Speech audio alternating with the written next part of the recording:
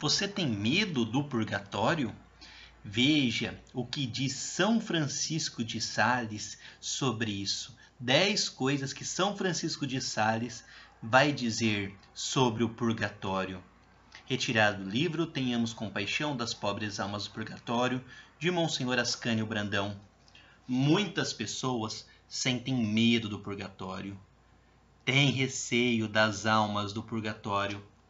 Aqui mesmo no canal, tendo contato com as pessoas, já vi muitas dizendo que antes tinham medo das almas do purgatório.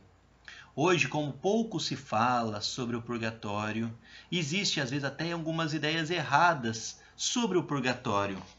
E para isso, nós temos São Francisco de Sales, esse grande santo, nos ensinando.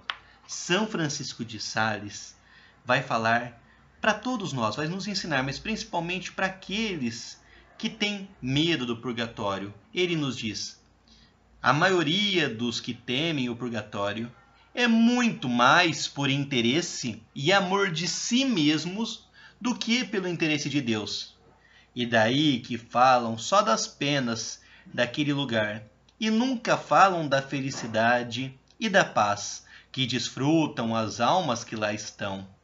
É verdade que os tormentos são extremos e as maiores e mais terríveis dores desta vida não se podem comparar às do purgatório, mas também as satisfações interiores são tais e tantos que nenhuma prosperidade nem alegria da terra existe que a ela se possa igualar.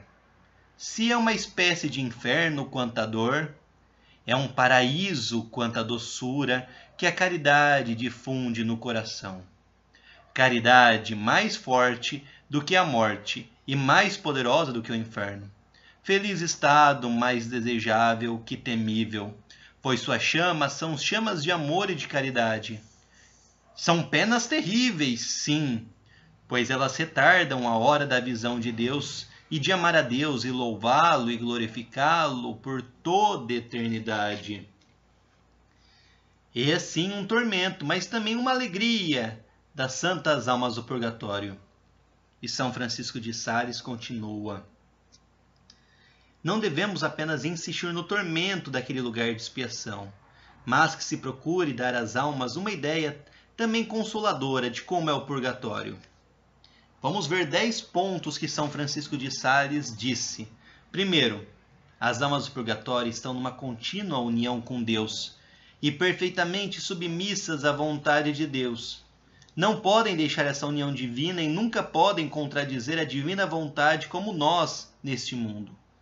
Segundo, elas se purificam com muito amor e com toda boa vontade, porque sabem que isto é da vontade de Deus. Sofrer para fazer a vontade de Deus é uma alegria para elas. Terceiro, elas querem ficar na maneira que Deus quer e quanto tempo Ele quiser. Quarto, são impecáveis e não podem experimentar nem o mais leve movimento de impaciência, nem cometer uma imperfeição sequer. Quinto, amam a Deus mais do que a si próprias, e mais do que todas as coisas, e com um amor muito puro e desinteressado. Sexto, são consoladas pelos anjos. Sétimo, estão seguras de sua salvação, e com uma segurança que não pode ser confundida. Oitavo, as amarguras que experimentam são muito grandes, mas numa paz profunda e perfeita. Nono, se pelo que padecem estão como numa espécie de inferno, quando a dor é um paraíso de doçura quanto a caridade, mais forte do que a morte. E décimo, feliz estado, mais desejável que temível, pois essas chamas do purgatório são chamas do amor. Oh, que mistério! Um mistério purgatório de dor e de alegria. E aqui o Monsenhor Ascânio Brandão diz: é como, por exemplo, um náufrago. Ele, depois de se debater entre as ondas, ele se vê de repente salvo e livre de todo perigo. É a felicidade, a alegria das santas almas quando, após essa vida e depois de haverem passado o tremendo juízo, veem que estão salvos da condenação eterna, embora tenham de padecer muito naquelas chamas, naquele martírio, por mais prolongado que seja, estão salvas. Oh, como cantam elas um hino de ação de graças à infinita misericórdia!